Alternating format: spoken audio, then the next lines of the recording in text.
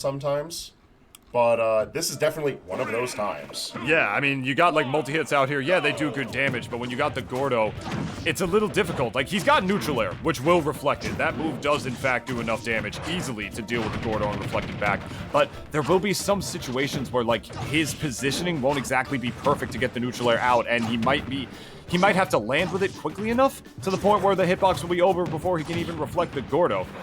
It's just rough, man. If there's ever a situation where, like, the quickest hitbox he can get out is forward air or back air, I have a feeling that that's not really going to reflect the Gordo very easily, man. It's going to be like he's holding in and running in against tornado. 2 walls at once. Unless that wall is just meant to be broken, which clearly Noot's is.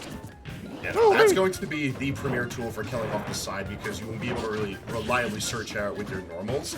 There'll be plenty good combo tools, but getting out your kills, not so much. Mock Tornado, that's the ticket. And, you know, it's perfect. It's funny because that's the kind of move that, you know, originally, with the way it's designed, even in the Kirby games, would not be able to do anything against the Gordo, but now it's a solid hit. So, perfect for it now.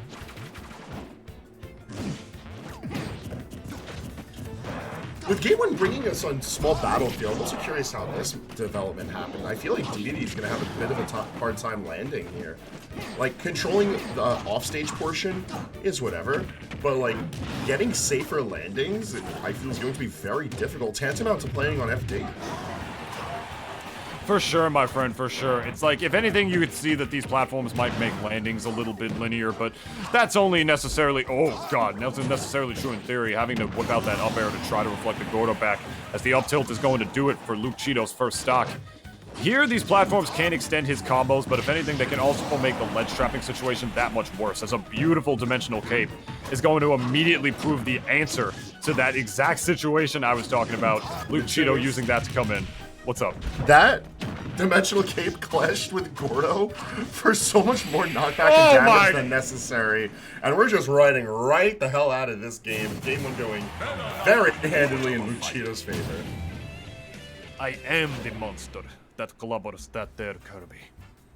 That was Russian. I don't know how to do I don't know how to do a Latin accent at all. Meta Knight's from Romania now? Oh, I trained under Galaxian Knight and under KGB authority.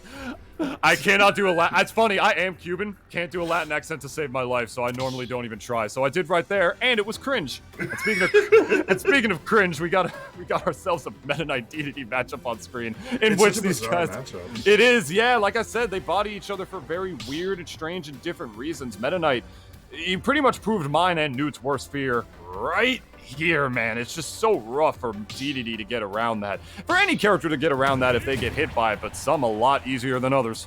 Yeah, no, the carry-off there was just... I feel like Noot put himself in such terrible situations consistently, and Lukechito just needed to commit. Because in a lot of those situations where you got the kill, you gotta just die. Like, Dedede does a decent job of combo breaking in those situations, but it just wasn't able to come out fast enough. And Game 2 bringing us to Final Destination. I feel like we're seeing a lot of the stage this evening. We have, my friend, we have. I mean, before it was for some fairly obvious reasons. It's a good stage for Diddy Kong, solid counterpick in the RM8 Rivers matchup that we saw before. Here, maybe Dedede just wants to get out of disadvantage a little better on this stage, but then again, small battlefield, I feel is like not too different for it. Yeah, those two platforms are there, but I mean, I feel like they're not going to be as prominent as they would be on a stage like Battlefield or potentially even Town and City or Smashville. But here, I guess it's just a little more guaranteed. Maybe that's his thought process. I don't really know. But point is, this is not too bad of a stage for Meta Knight either. Yeah, no, like, I'm actually concerned about this stage pick. In fact, even almost foreshadowing it in Game 1. The way that Lukechito is playing, like, he recognizes that a lot of his damage is going to be off the pickups and the juggles. Like, he has to go for hard commitment for killing off stage, that's fine and dandy, but his combo game is no way impeded, regardless of Gordo's presence. So, yeah, giving no proper escape plan to Dedede, I feel, is like the exact opposite approach to solving this issue. Yeah, it's like, what stage do you necessarily go to try to negate Meta Knight's combo game? There aren't too many that you really can, you know, because his combo game is just very good regardless. He can extend off the platforms, and here it's very good as well. So if anything, I feel like, I agree, if anything, I feel like Noot probably should have focused on going to a stage where he could have, like, an easier time getting out of those situations, or at the very least preventing them in the first place. which is why I sort of get the FD pick, but it's not perfect. I mean, regardless, he's trying to keep it competitive, 137 and counting on the Meta Knight, and at any rate, consistently taking back center stage. Like, this is where Dedede's tools really get a chance to shine, because the utility of Gordo helps deny a lot of space with little commitment. Tag that along with forward air and back air, and all of a sudden you have a character pretty well equipped for fighting someone like Meta Knight. But the armor from that super jump is what's really going to help, at least guarantee you don't have to worry about any stage shenanigans. Yeah, he's lucky that he's a Dedede main, because a lot of other characters would have died right there. No invincibility on those long up B recoveries.